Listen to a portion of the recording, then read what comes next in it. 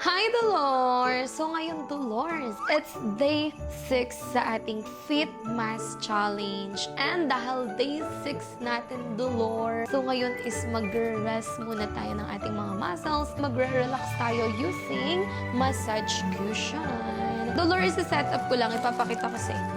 Okay? I-plug na natin siya. Ngayon, ito yung kanyang remote. Ayan, kung paano siya gagana.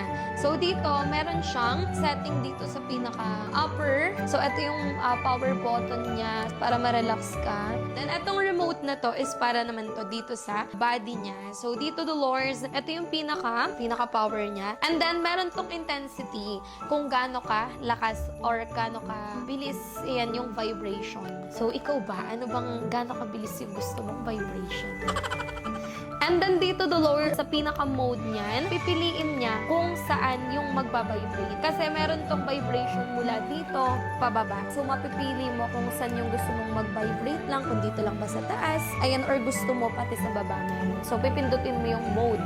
So, yung intensity, gano'n kalakas, and speed, and then location, kung saan yung target mo na ma-massage. Like, kung dito lang ba, ayan, dito, or dito sa bandang baba. And then, ito, may heating siya, Dolores, which is yung heating na yan, Dolores. Mafe-feel mo yan na medyo mainit-init. May hangin siya sa loob na mainit yung buga niya, which is mafe-feel mo. So, tara, Dolores, testing na natin. Let's go.